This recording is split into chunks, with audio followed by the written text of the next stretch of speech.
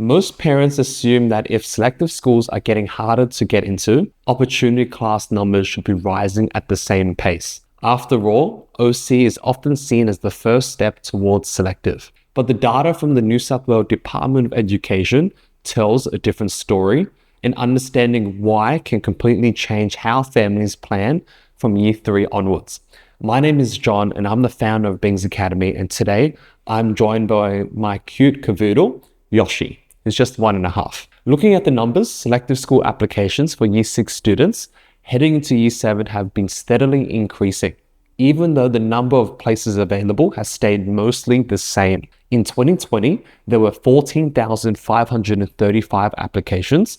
By 2024, that number has jumped to a record 18,525. In 2025, it dipped slightly to 17,559, still the second highest ever in terms of selective school applicants. What this shows is that getting to selective schools is becoming more competitive every year. The earlier a student starts preparing, the better their chances, especially if families focus on consistent effort and smart school choices. One reason for this steady rise is awareness. Most parents now understand the benefits of selective schools.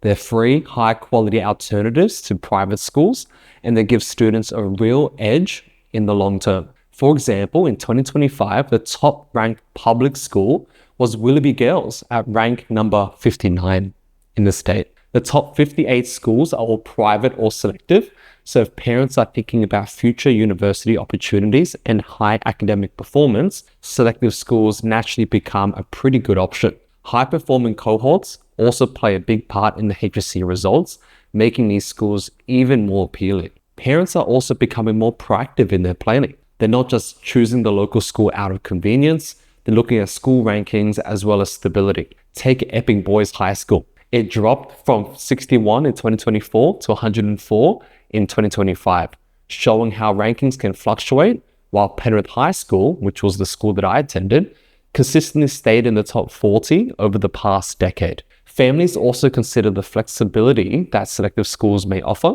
letting students attend schools outside their local area. Speaking from my own experience, I attended Girraween High School, which had a lot of students from South Asian backgrounds, while Penrith High School was, in my opinion, much more mixed. I also had friends who went to Blacktown Boys and Marion Public, which was the primary school that I went to. So I saw firsthand how the student makeup and culture can really vary drastically between schools, even within the same area. It really makes you realize that choosing a school isn't just about convenience, it's also about the environment and the opportunities that it may have. Another factor shaping demand is tutoring and preparation. At Bings Academy, we work with quite a few students preparing for both the OC and selective exam. I often tell parents, if you had to choose one, selective generally offers more advantages.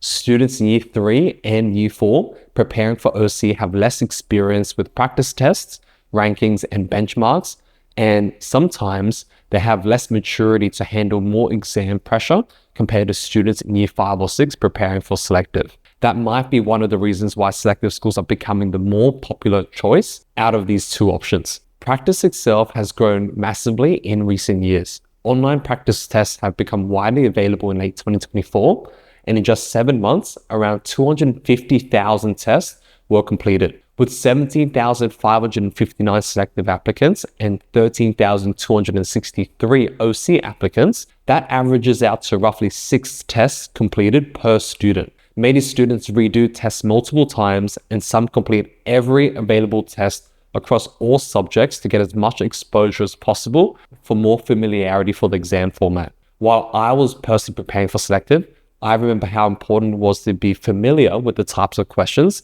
and pacing. It really made a difference in terms of the actual exam day. For families who want structured extra practice, we're running the Selective 2026 Horizon program, which is a free 10-week program starting on the 6th of February this year. Students do weekly practice exams, receive scores immediately, and they also get weekly rankings to see where they stack up compared to the rest of the cohort. It's aimed at serious Year 6 students preparing for this year's selective entry exam. Optional feedback is also available, but it's not required. Spots are limited, so it's important to commit if you sign up. and there's more information down in the description below. Now, if we look at opportunity class applications, the trend is very different.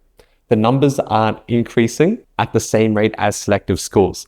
OC is often seen as a stepping stone for selective because 3 of the 4 tests are the same: reading, maths, and thinking skills, with writing being the only new addition for selective. However, the number of OC spots has stayed largely fixed over the years. 1,830 in 2020, rising slightly to 1,840 in 2021, then staying the same throughout all the way to 2025. There are a few reasons OC applications have plateaued. One key reason is the removal of school marks for selective entry. In the past, OC students could earn extra marks based on their school performance, giving them a head start. That advantage is now gone. Another reason is parental perception. Some parents feel their child is too young for high-stake exams in year 3 or 4, which is associated with the OC test. Often this changes as the child moves into year 5 or 6, and high school options become more important. From my perspective, primary schools don't have as much impact on academic outcomes compared to high school. Families often make choices based on convenience and location, but many are willing to travel if it means improving their child's chances of getting into selective later on.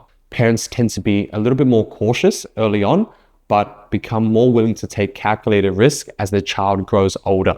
This is reflected in the data.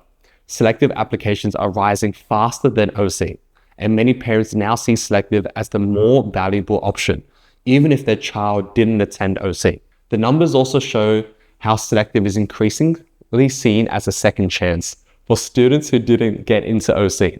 Parents are aware that selective schools can offer a high quality education even if they skipped OC, which helps explain why selective applications continue to grow while OC numbers remain flat. Ultimately, the trend is clear. Selective school applications are rising steadily, while OC numbers have plateaued.